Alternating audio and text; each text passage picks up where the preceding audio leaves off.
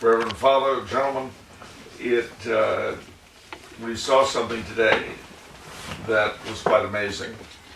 The return of the Mass after 500 years to a church that was built for it 800 years ago. I mean, that's really extraordinary. It's not a small thing. And let's pray that we can keep it up next year and the year after the year after, and that it spreads. Now, the title of my talk is The Catholic Vocation of Scandinavia. I was thinking of giving the talk in Swedish in deference to Max's giving his talk in English last night, but I decided against it, given that my Swedish is as good as my Danish. However, it's quite as good, actually. But, seriously, this particular talk then is aimed not only at those here present, but also at folk of the other Scandinavian nations as may hear it. Because what can be said in this area, for one, is true of all. Now, the title of the talk is The Catholic Vocation of Scandinavia.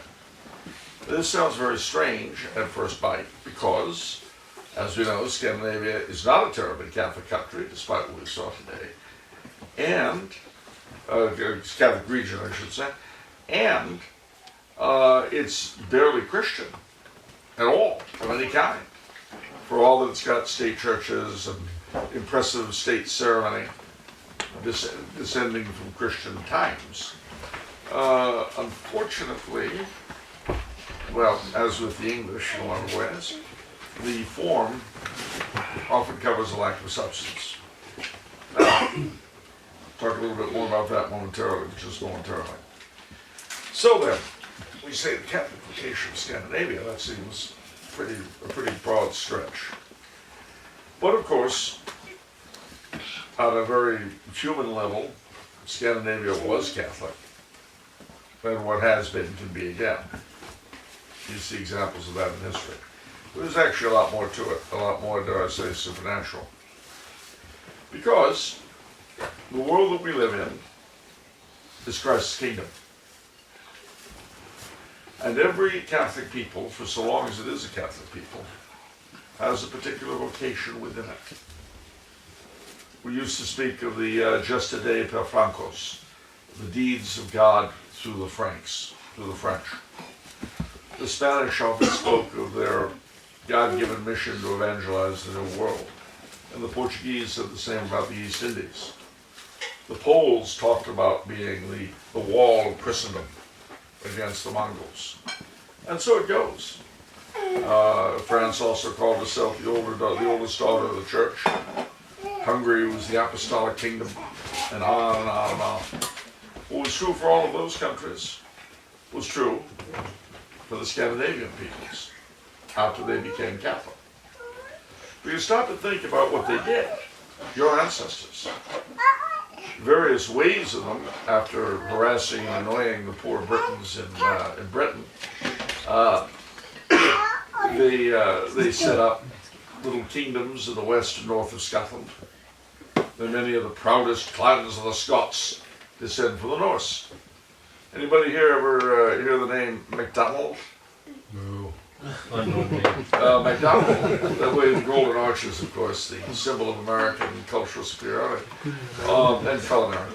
But the MacDonalds and several other Scots clans claim descent from a Norse chieftain named Somerled, who became the king of the Isles, the Hebrides. The Normans, of course, my own ancestors, were Norwegians, Norse, and settled in France, and then from there went to go into England and Wales and Sicily and Naples and all sorts of strange places. And the Swedes, not to be left out, went to Russia. And after they went to Russia, became Christian and took all of Russia with them. These are not by accident, these things, not at all. And of course the Danes, contributed a great deal to the history of England and Ireland both. Dublin was founded by the Danes. So these things, in God's providence, all had a point.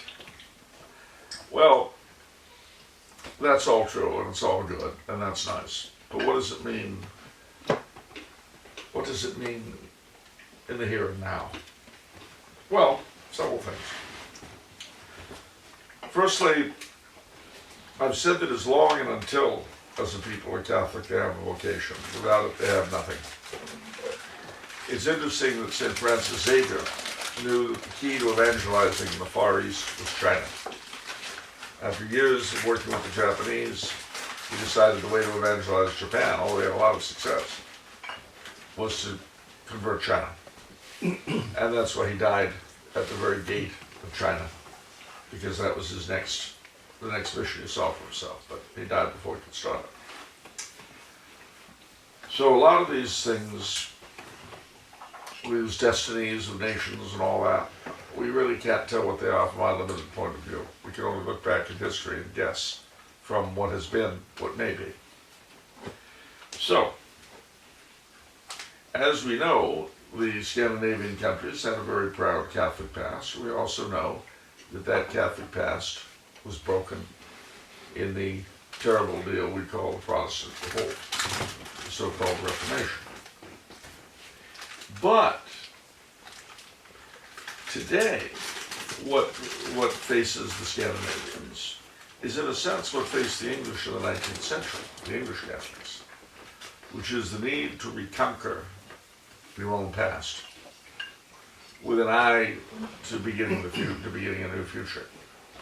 Now, like England and Scotland and Ireland, you have brave, brave men who fought to keep the faith in these countries. The Reformation did not happen easily or without a fight. Not in Denmark, not in Norway, not in Sweden.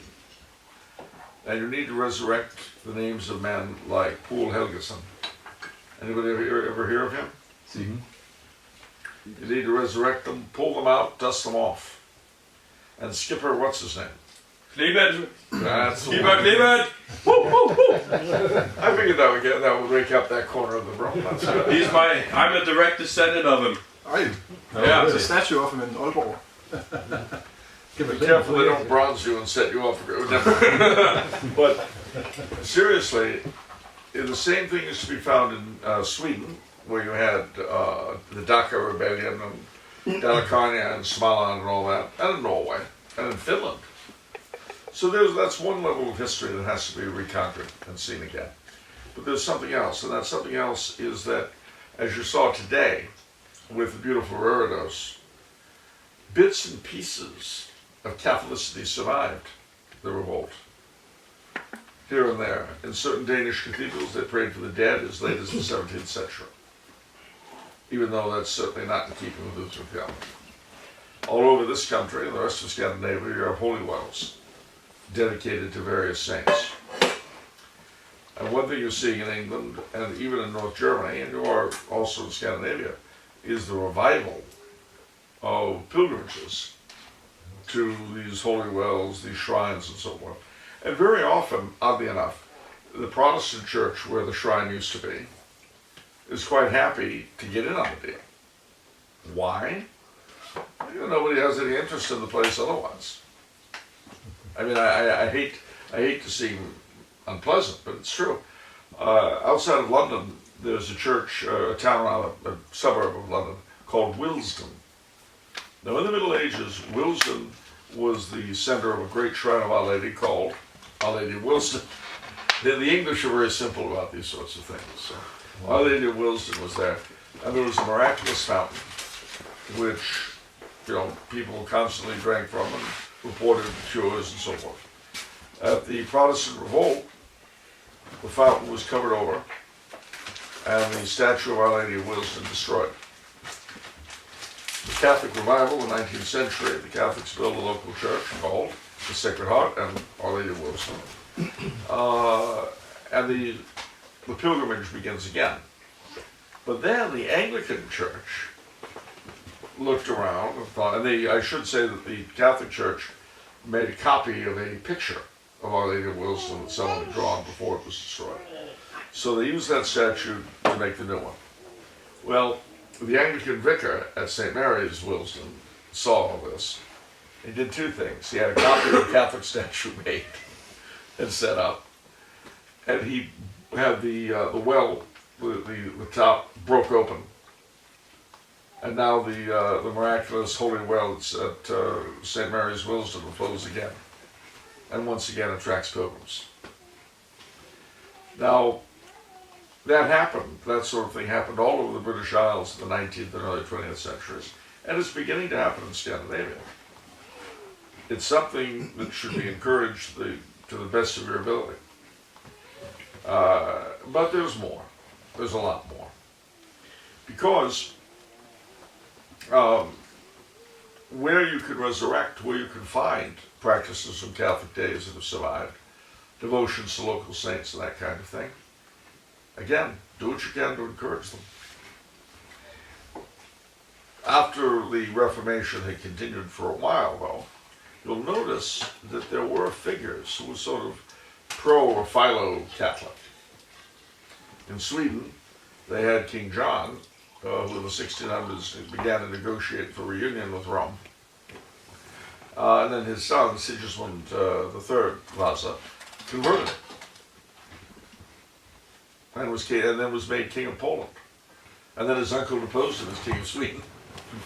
But at least he kept one crown. Anyway, the point I'm making is that these figures, too, should be resurrected and looked at. And then in the 19th century, you had two things go on in Scandinavia. The Romantic movement. Can anybody name me one of the leading Danish Romantic writers? Begins with an O. Oehlenschläger. Well, see, you thought I didn't know about that. Well, I did. The Romantics had a very, and this is true in just about every country, they had a very neo-Gothic, neo-medievalist strain to them. And this, through the course of the 19th century, affected a lot of individuals in history.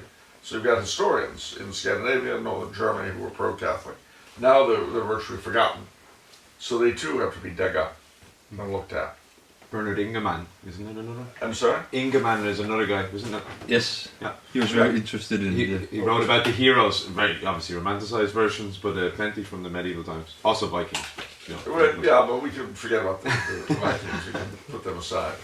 For one thing, they used all their helmets for Wagner operas, but that's a whole other issue. Wagner operas, yeah. It's not over till the fat lady sings. Anyway, that's an Americanism. Never mind. But the thing is that figures like that should be looked at. Gustavus III of Sweden, who overthrew the oligarchy that was running Sweden into the ground at the time, quite literally, was also a good friend of Pius VI. And he went to Rome and spent time with the Pope, and went to Mass every day in Rome. Now, he didn't receive, he didn't become Catholic. But it's things like that that are completely forgotten today that need to be pulled up. Why? Because one of the things that you have to prove to your countrymen is that Catholics are not simply good Swedes, good Danes, good Norwegians. They're the best. They're the real thing. They are as Danish, as Swedish, as Norwegian, as the hills themselves. It's Lutheranism that is the import, that is the alien, that is the foreign thing, even in Germany. So we've got to re-examine these sorts of historic figures. You had also a lot of great converts in Denmark, Norway, and Sweden in the 19th century. And you had some odd elements of pro-Catholicism on the part of their kings. Has anybody here been to Santa Maria Transportina in Rome? Yes. That was one of you. Yeah. Well, you may have seen the Chapel of St. Canute, which is the national chapel of Denmark in Rome. Well, on the altar you'll find candlesticks and a cross. They were given by King Christian X. Kai Munk. And by the way, not only just cross and candlesticks, but also a confessional and benches, and they still have the royal mark. Ah, So you can go and confess in a confessional with the mark of King Christian. now see, and how often do you get to do that? Yeah, in Denmark? Huh? Doesn't happen every day here. So yeah. But that's quite true. And there are Norwegian and Swedish national churches as well. Also. The Danish is the one that's... Altars, yeah. The other thing that's sort of interesting in all of that is that, not sort of, it's actually extremely impressive and sad at the same time. I went, the first year I was here, I went to Roskilde Cathedral. And I learned there that Frederick IX used to go to Mass very frequently for a period. He was going to Mass for a while, more often than he was going to the Lutheran service. Until Queen England finally told him, you know, if you don't cut it out, people are going to think you're going to convert. Now, of course, what would have happened if he had converted? Dethroned. Any idea? He would have been dethroned. Exactly. Constitutional crisis time. Because, you know, it's interesting. People are only tolerant when they don't care about something. That's when they're tolerant. I'm very tolerant. If you ask me, do I support the Clippers or the Lakers in LA, the two big basketball teams, I'm very tolerant. Either one, because I could care less about basketball. So I'm very tolerant. But the minute it becomes important to you, tolerance goes out the window. And so, in each of the Scandinavian monarchies, as in Britain, the king, as head of the state church, must be a member of it. Even in Sweden, where it's no longer the state church. So, it shows you the Swedes aren't as tolerant as they pretend they are. Anyway, moving along. Thing is that in looking at all these things, you can't look at them simply as remnants of the past. They're more important than that. You've got to look at them as the foundations of the future. Because what we see now around us is an order in religion and church and state that's falling apart, that's unsustainable. It was based on a set of, how do I put it, a set of ideas that over a couple of centuries have proven themselves unworkable. And the results are what we see around us.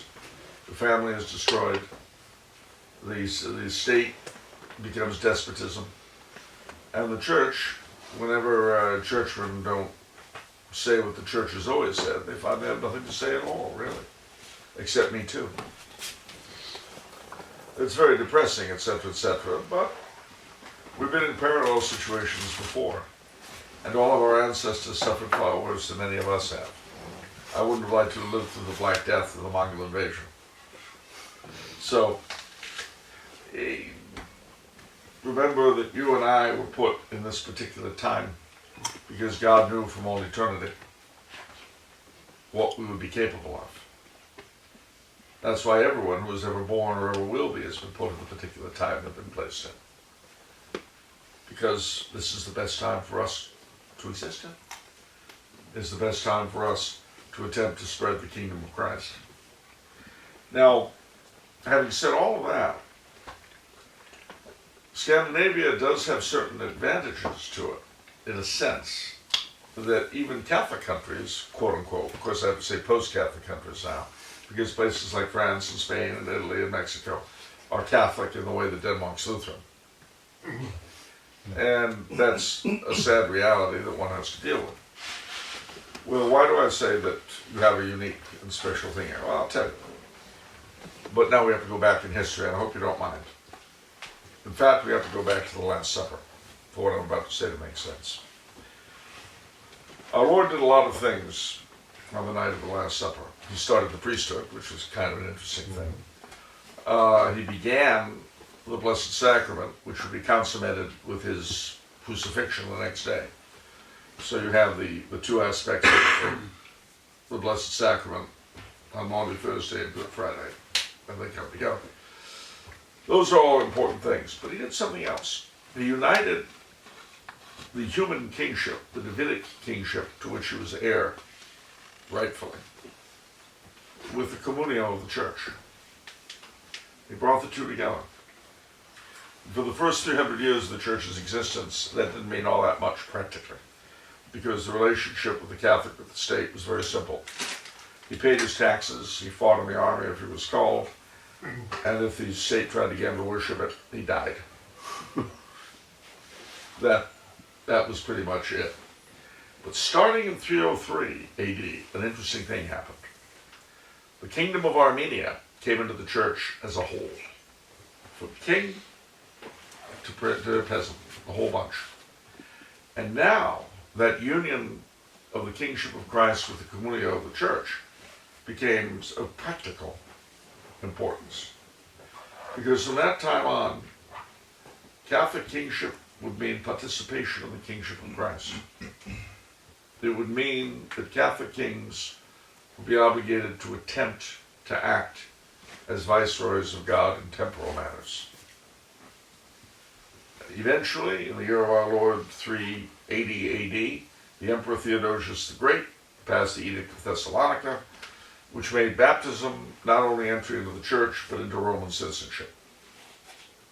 And from that time on, until the Protestant revolt, the state and the church were two different facets. They were distinct realities, but they were two different facets of the same Christian body, the Res Publica Christiana. And so Muslims, heretics, Jews, etc., were not full citizens and couldn't be. In the case of Muslims and Jews, they usually lived under their own rule in their own communities. But this is the way it was from then until the Protestant revolt. Now, the Protestant revolt comes along, something very interesting happens. In Protestant countries, like this one, it flips. And now Catholics are outside the state. And heresy is what becomes the state religion. But the interesting thing about that state religion, Denmark, Sweden, England, Norway, etc., is that while it loses half of the role of the church, because only an independent church can be the conscience of the king. Only an independent church can call him to account. Nevertheless, the new Protestant church occupied the role of the Catholic Church at the local level. And that continued up until the 20th century. It was not dislodged in Protestant countries because they developed a means of compromising their way out of everything, of peacefully changing almost 180 degrees from what they had been, but maintaining the form while emptying it of any substance. Is this making sense? Mm-hmm. The English are very good at it, but not just the English. I mean, everybody was excited by the coronation, and it was certainly beautiful from the exterior. This is what I mean. Well, in Catholic countries, though, because the Catholic mind really deals only in absolutes, that kind of compromise was not possible. And so you had very violent revolutions, and the old order was destroyed violently. So, let's go forward. Why do I say that you've got a particular vocation here? Because a Catholic Scandinavia, a Catholic Denmark, a Catholic Norway, a Catholic Sweden, were these countries evangelized, did they return to the faith of their fathers, then naturally, organically, their institutions would take on a Catholic sense. If the church we were just in was a Catholic church, it would retain the central role it plays in this town, which is actually the role that the Catholic Church should play in a Catholic country. We Catholics, you see, in Catholic countries, have forgotten what the place of the church in society is supposed to be. It's a place you go for a cup of coffee afterwards, right? I'm sorry? It's a place you go for a cup of coffee afterwards, right? Well, if that. But no, I was thinking more actually of your countryman, John F. Kennedy. Oh, that was a low blow. not just that, John Fitzgerald Kennedy. That's the one. John family. That's the one. In Galway Cathedral, you know, there's a beautiful mosaic of him praying. I was tempted to light a candle, but I didn't. Anyway, I'm getting the stare. John F. Kennedy, yes, there was a whole cult of his martyrdom. And The place was dedicated in 1965, so it was like 2 years after he was murdered. They didn't realize what kind of a fellow he was. But the reason why I mention this is because when John F. Kennedy ran for president of the United States and was elected the day I was born, just so I put that out there, he was elected the day I was born, but earlier in the year, he went up before the Houston Ministerial Association in Houston, Texas, a bunch of Protestant ministers, and he promised them solemnly that he would never allow his actions in public office to be affected by his Catholic faith. That's a horrible thing, gentlemen. That is a horrible thing. And just to make sure that that Catholicism would not affect his public life, he made sure it didn't affect his private life either. On the off chance it might Brilliant. seep in and kind of spoil it somehow. But seriously, that is the unfortunate place that we Catholics in formerly Catholic countries and in traditionally confessionally neutral countries are in. But a Catholic Scandinavia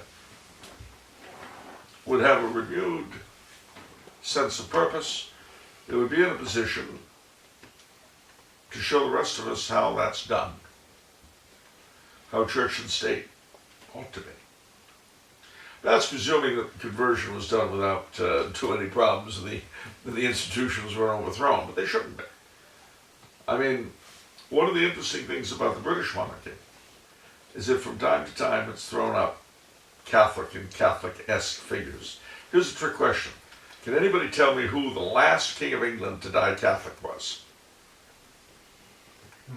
Sir? The guy before, wasn't it James II? No, although most people would say so. Charles the Third? What's that? Charles the Third? Charles III? No. If we're speaking about the rightful. He's not dead. Oh, you mean Bonnie Prince Charlie? Yes. No, no. No. You ready? Edward VII. Oh,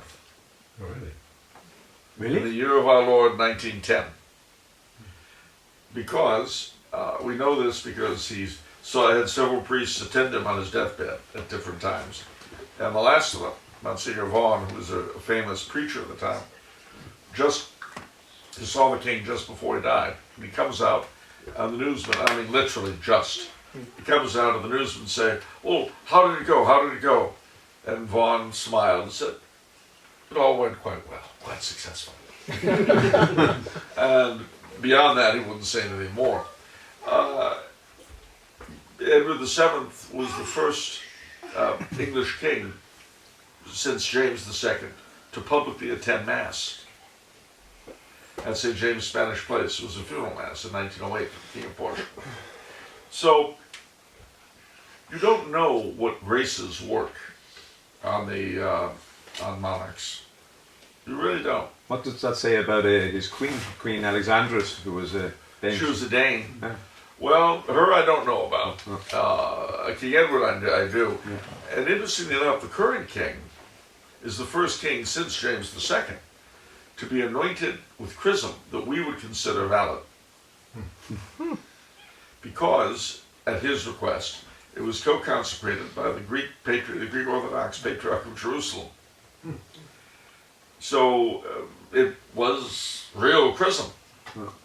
And of course the prayers that were said are the prayers from Catholic times. What kind of effect will this have on him? I don't know. Because oddly enough, I'm not the keeper of his conscience, nor do I read his mind, thankfully.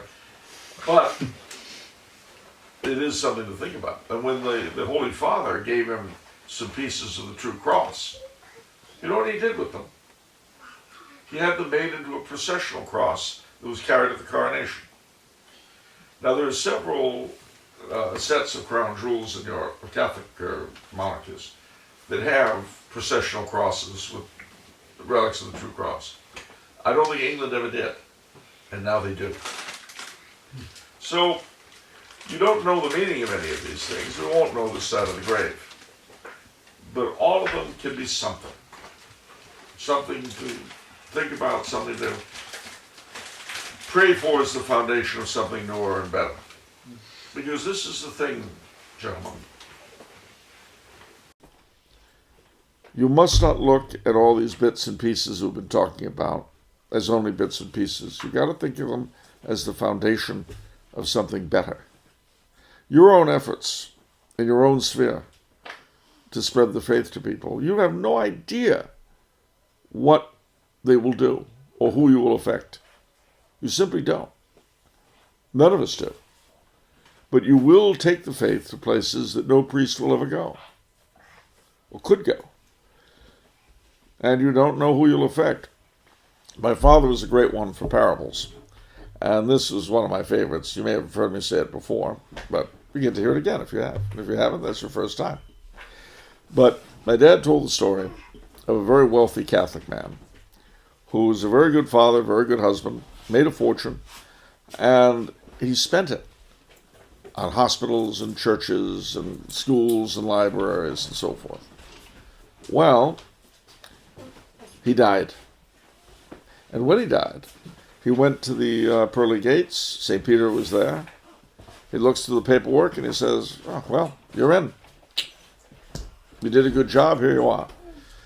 And so the fellow said to him, "Well, St. Peter, what was the greatest thing I did on earth? Was it the hospitals I built? Oh, they were great. The churches, the libraries, the schools, wonderful. The missionaries I funded, they were okay. They were wonderful. We were appreciative. Well, St. Peter, what was my greatest single deed on earth?" And St. Peter said, "You really want to know?" And he said, "Yeah, I want to know. Tell me, what was it?" "All right, I will. Do you remember when you were standing on the corner of Sunset and Gower, and this car pulled up, and the guy rolled down the window and said, 'Say, kid, you know how to get to Hollywood and Vine?' And you told him. And he got there just in time, and everything worked out exactly the way it was supposed to. It was a marvelous triumph. Listen, the other things you did, very useful, very helpful. We were very grateful for them. But that was your shining hour." Well, you know, it's something that the kid forgot about 2 minutes later. But you see, we're all part of a much greater drama. And so when you look at the conversion of Scandinavia and you think, oh, gee, that's kind of tough. It was tough in the beginning. It was very hard in the beginning. St. Eric, St. Canute, St. Olaf could compel obedience, and they did. But they could not put the faith into the hearts of their subjects. That took time. It would be nice if King Frederick or King Carl Gustaf, or God help us, King Harold, suddenly turned Catholic and even provoked a constitutional crisis. That'd be the kind of thing that'd be fun to watch.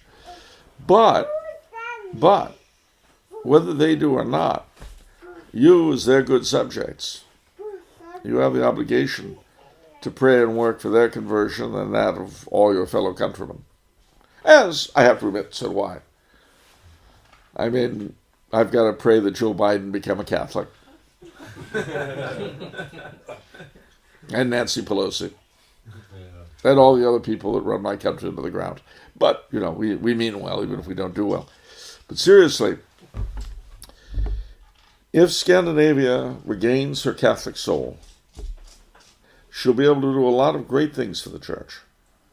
And you know, it is interesting to see already the beginnings of conversions, I mean, all around me just here in Scandinavia. And it does strike me as interesting. I think I've mentioned it before, but they always tell us in history that when Scandinavia and Northern Germany were lost to the church, the British Isles, we got Latin America in return. Now, we're losing Latin America. Big chunks. But wouldn't it be ironic if we got Scandinavia in return? You know, I can't say your cooking's better, but, you know, I mean, it's not bad.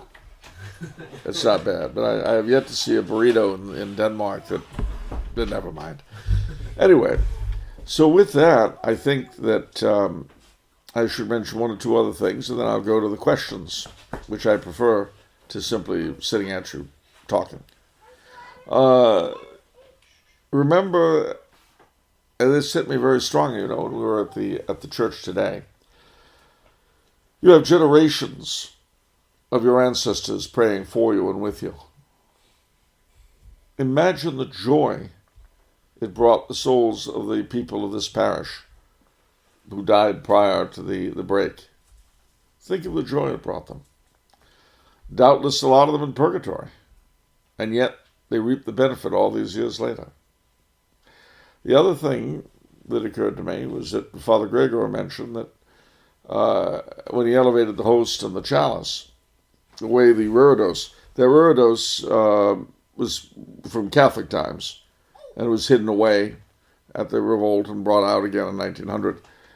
He mentioned how he looked up and he looked into the eyes of God the Father. It's designed to work that way.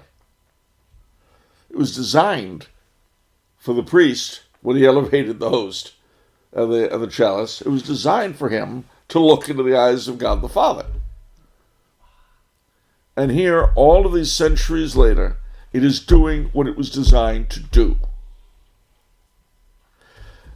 You can take that as a parable of Scandinavia as a whole. When she regains her faith, I do not say if, when she regains her faith, Scandinavia will be doing what she was made to do. Remember that. This is your home. And you've got to take it back through kind and loving means. But take it back you must. And that way it will fulfill its destiny as more provinces of the kingdom of Christ. Of course, then again, these may be the last days, in which case we won't have to worry about them. But unless those should come, we've got to evangelize. And my last note on that, anybody here ever hear of St. Aloysius Gonzaga? Well, he was playing tennis one day, and during the break, the fellow he was playing tennis with said to him, "If you knew for sure that tonight would be the end of the world, what would you do?" He said, "Well, for starters, I'd finish this tennis game." And that's a very important thing to remember.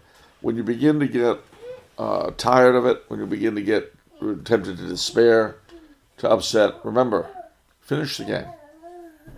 Do the very best you can. That's all God expects out of any of us. He doesn't expect more out of us than we're capable of, and he gives us the tools we need to carry on until we finally snuff it, as we put it in that elegant English phrase. I like snuffing it. It sounds nice. I mean, I don't like snuffing it. Forget it. Anyway, all right. So, do we have any questions? No, not all at once. More of a comment. You're talking about digging up the figures of Denmark and Scandinavian Catholic past. Yeah. I'm obviously not going to be half as knowledgeable as most of these gentlemen, but first of all, this is going way back. Princess Anne, can't remember if that was her name, Anna, Frederick II's daughter. She got married to James I. And of Denmark, that's right. Up in Helsingør. Yeah. And she is heavily suspected as having converted. I mean, she went around with a rosary. Well, she had her man coming back with rosary beads. He was caught with them, and she had him pardoned and things like this.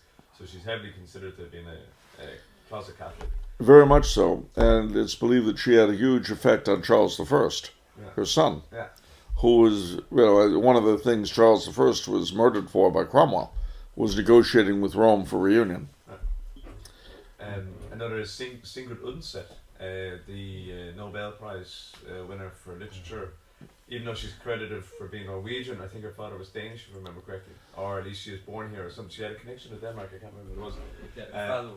Her father was Danish. Yeah, she wrote the famous Kirsten Larensdatter trilogy, and that's only like 100 years ago, and that's like a pretty powerful. I've only read the first two volumes, but it's a very powerful description of medieval Scandinavia. And there's some modern enough English translations for. Absolutely. I mean, there's the Danish sculptor Oh, the Lutheran Cathedral in downtown Copenhagen. That's right. That's the one, Thorvaldsen. He was a convert, and it was actually from something he wrote that I picked up kind of an interesting thing. He said a Catholic, you can tell the difference between a Catholic and a Lutheran in Denmark, because Catholics never have well-pressed knees, because they kneel. Whereas Lutherans always have a fresh, crisp crease on their trousers, because they don't. That's Thorvaldsen's comment. And he, Was he really a convert? what's that? Was he really a convert? Oh, yeah, I've he- heard that mentioned in all the times I've heard people talking. I've heard a lot of people talk about it. Yes, most definitely was. He converted in Rome. Yeah, that makes sense because he was there for so long. Yeah. So, and there was also, well, of course, Queen Christina of Sweden, who gave up the throne to become Catholic and moved to Rome. She was the daughter, I think, of Gustavus Adolphus. And there are a lot of them. There was a fellow called, it was a Norwegian nobleman, I can't think, Wergeland or something, and another one called Paus, Paus. They became papal chamberlains in the 19th century.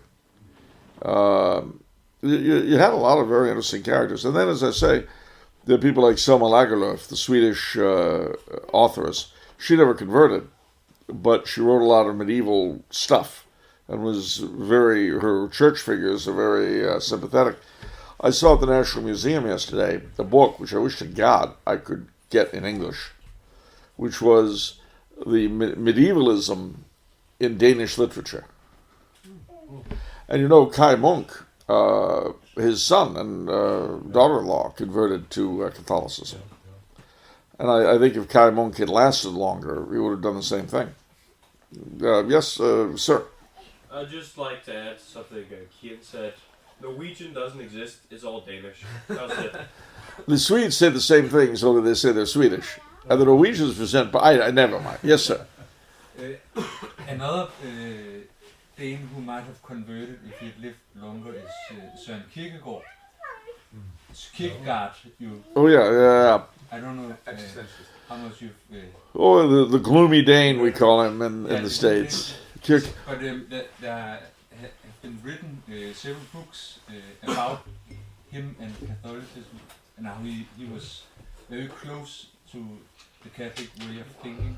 Yeah. And in his diaries, he has a lot of notes about how Catholicism is a truer version than Protestantism. He writes that explicitly, and he is by far the greatest Danish philosopher. Everybody agrees on that. So I think there's a huge potential. Greater than Hans Christian Andersen? Yeah, well, it is not really a philosopher. No, but see, it's true. And of course, also, you had and have high church movements in Scandinavia, in the state churches. You have the Nordic Catholic Church of today, which is an interesting body I don't know that much about. And don't forget also, when you're thinking of the state churches and Lutherans, Pope Benedict, when he established the Anglican ordinariates, had in mind similar structures for continental Lutherans. What it would take to do that, I couldn't tell you. It's funny though, just thinking randomly about Sweden versus Denmark and their kinds of Lutherans. As you know, the state church of Denmark and that of Norway has never claimed the apostolic succession, but the state churches of Sweden and Finland do. Well, I've noticed something funny about history. Where the apostolic succession lasts, heresy dies. Where heresy lasts, the apostolic succession dies. So in Sweden and England, for instance, whether or not they have valid orders has been taken care of for us by the ordination of women. So we don't have to worry about it anymore. It's not an issue. And the Holy See judged the Church of England's orders, but not the Church of Sweden's. So they had more of an argument until they began consecrating women. And then now it's, gone.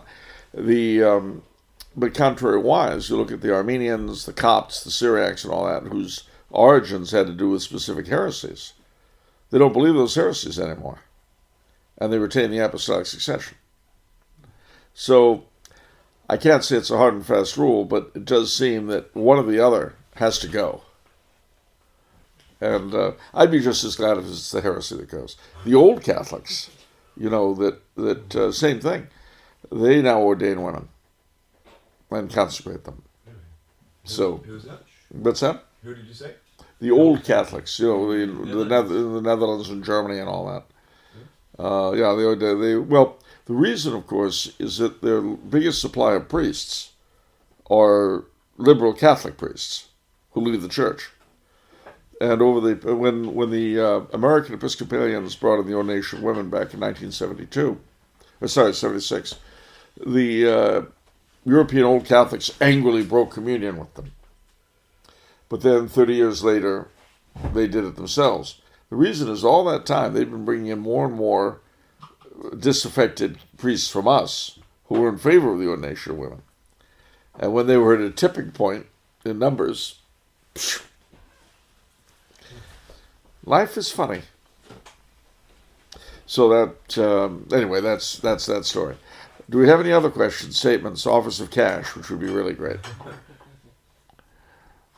Yes, sir. Yeah, what would be the first step to re-evangelize? Say again, please. What would be the first step to re-evangelize?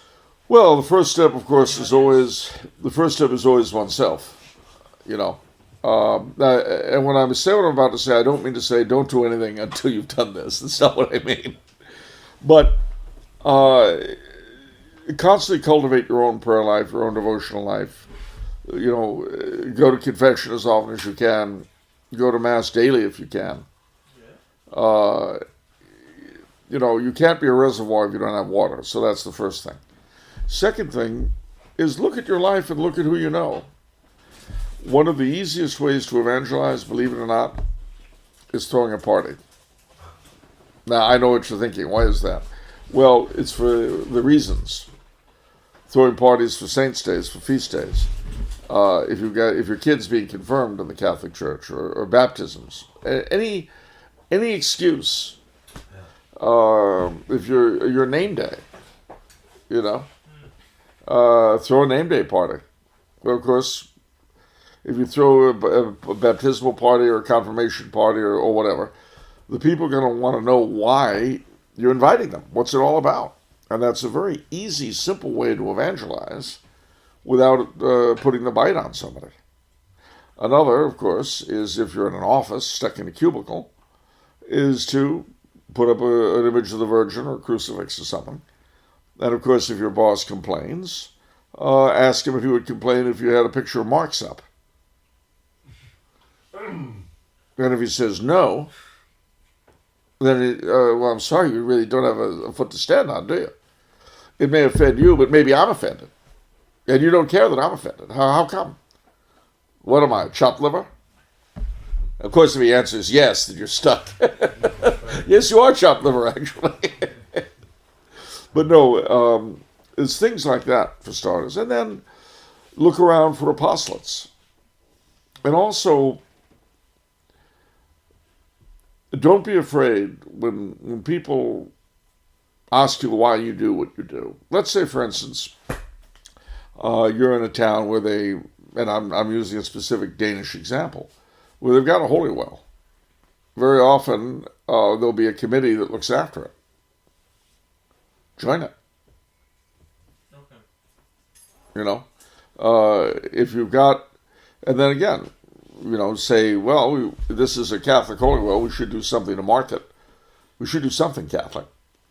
And I think you'll find that people who go in for that kind of thing, for historical and cultural stuff, they usually will not object to bringing in what's actually its religious root. Mm-hmm. So another thing would be, if you have an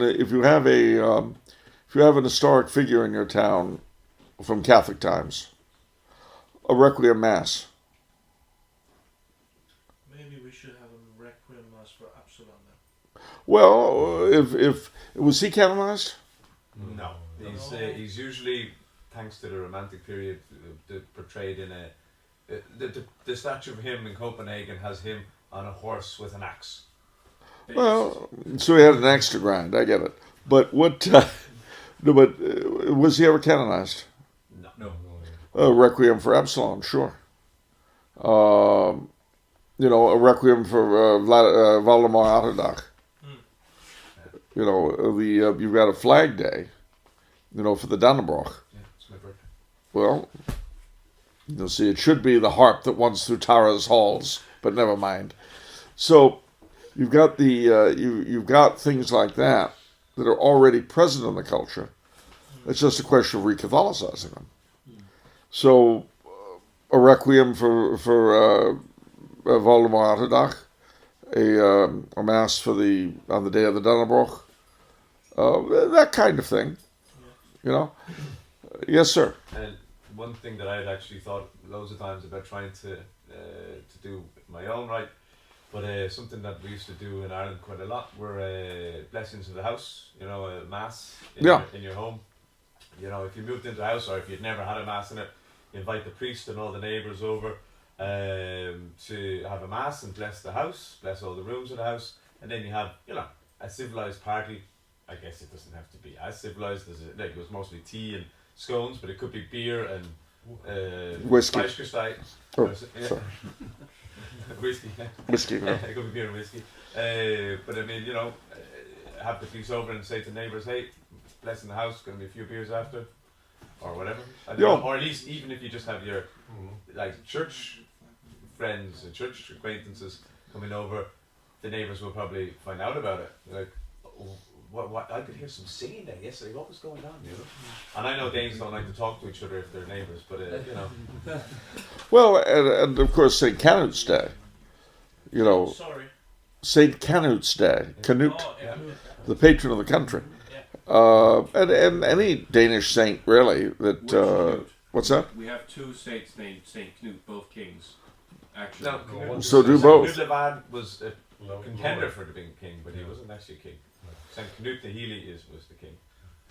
You want to Odense. Sorry, that's But be sure to celebrate them. If you're in a position, and if you're in a town, and you're able to get the priest to offer the mass for it and all that, invite the mayor. Invite the city council. The worst they can say is no. It's. Oh, I see. You're not interested in commemorating the founder of our country. Interesting. Father. Blessed Niels Steensen. Yes. Who's Danish saint, yes. It was interesting when Pope John Paul II, Saint Pope John Paul II, he wanted beatified in Rome. By the way, the practice that they were around the world, you would beatify or canonize local saints. But not Niels Steensen. The Pope was here in Denmark in 1889. They reserved that to Rome because he said, as I know, Niels Steensen is a very important figure for the whole world. As a scientist too, he could join science and the Catholic faith together. Yeah. He's a very important thinker. And again, these are the sorts of figures you can pull out, look at, and use, the way they would want to be used. Yeah. So, anyway, do we have any other questions, comments? Going once? Yes, sir. It's a bit off topic, but do you have any thoughts on the Catholic vocation of the U.S.? Oh, sure. I do. I mean, one thing it's one of the problems that are unique to the United States are that very often her people identify love of country with love of the institutions of government. And if you have a problem with them, obviously you must hate your country. And it's a terrible thing, because any country is more than its institutions.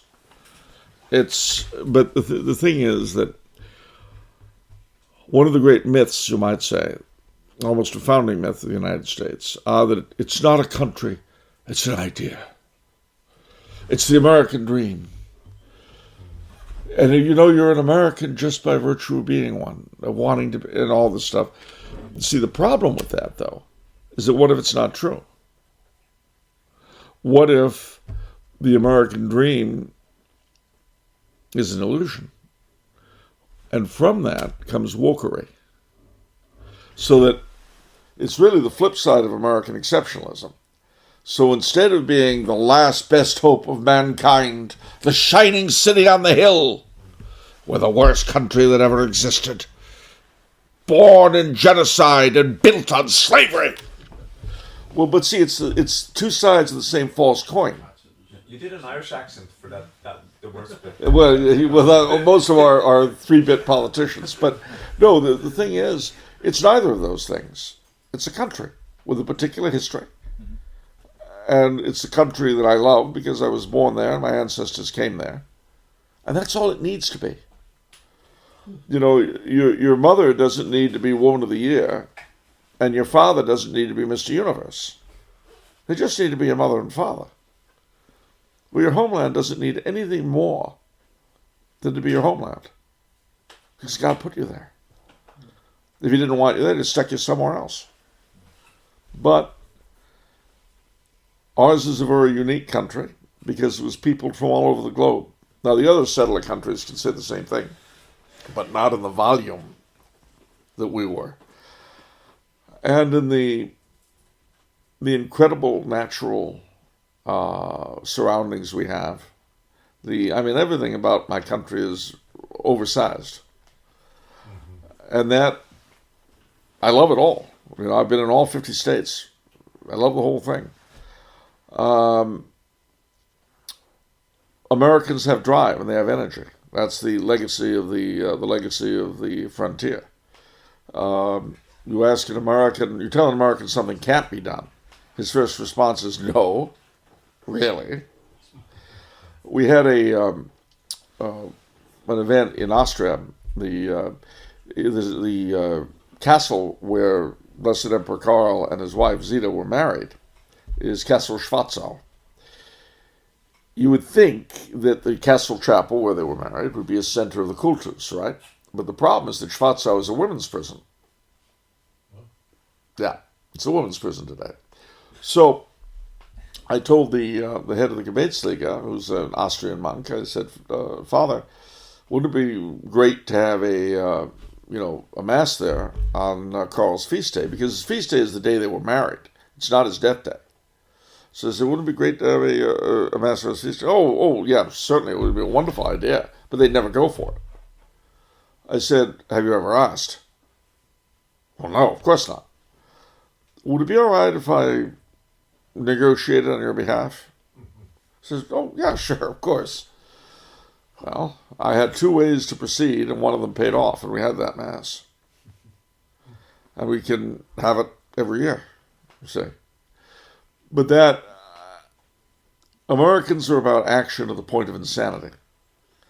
The way Europeans can be sometimes about thought to the point of total inactivity. And one of the interesting phenomena of recent years has been that, if you like, the two halves of the European people, those who stayed in the mother continent and those who went off to the settler countries, more and more are being thrown back together. Remember that those who left were the ones who didn't fit in, or who thought, rightly or wrongly, that they had a better way of doing things, or just couldn't make it, or whatever. Off they went. They were the malcontents for whatever reason. The ones who stayed were those who got along. Sure, everything's fine. No point in leaving. But then they had the trauma of the 2 great wars, which we didn't have. I mean, we did in the sense that we fought them, but we were not occupied like Denmark. You know, we were not smashed like Austria-Hungary. We didn't have a bloody civil war and then Soviet dictatorship like Russia. So you have this weird thing where the mother continent was the people who fit in and then got these horrible traumas. And the pioneers, well, we went out and we did stuff that could never have been done at home. And then ended up, at least in the case of the United States, being dominant over the mother continent. So it's a great paradox at work there.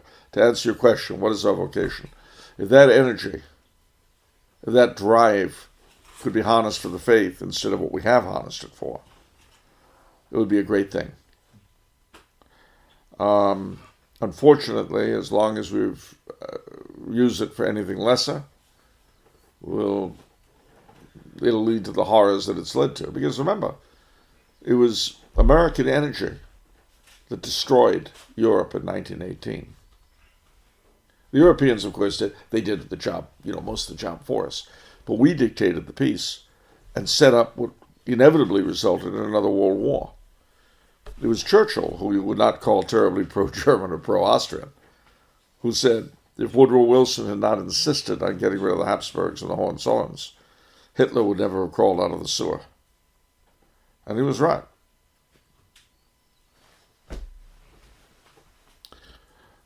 Any other questions, comments? Office of Cash. The Office of Cash never comes through in this crowd. Have you noticed that? Offer cash. Yeah, I'm always willing for them to offer cash to me, and they never do. I can offer you 1 crown, and then I'll be the first. Oh, well. Crowning with many crowns. I can give you it right now. Oh?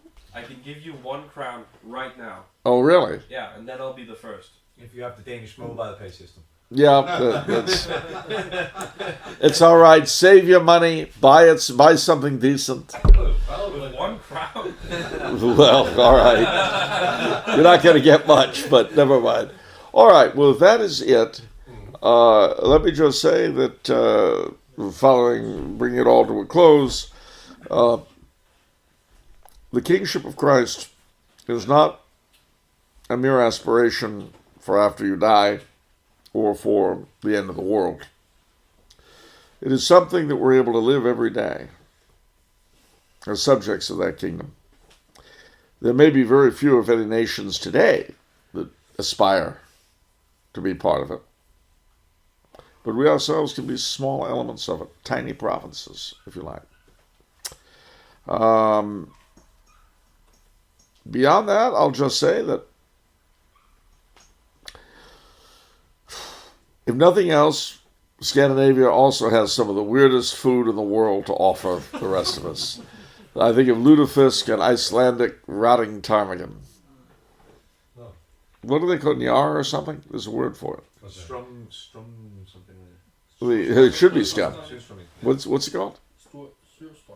Surströmming, as you would say. What you said. Okay, great. I couldn't have said it better myself, truly.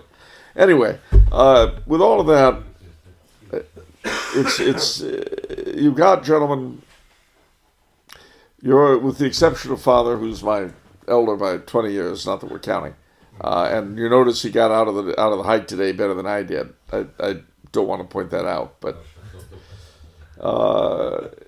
you have quite a future ahead of you. The wonderful and terrible all at the same time.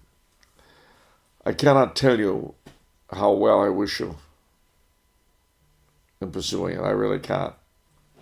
I wish you all the very, very best and greatest of fortune and the greatest success in your endeavors, not just for yourselves, but for those who come after you. And with that, I wish you all a good night.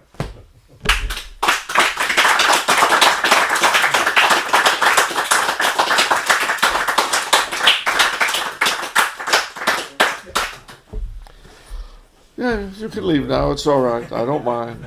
No, please don't. I don't feel abandoned. Really, I don't.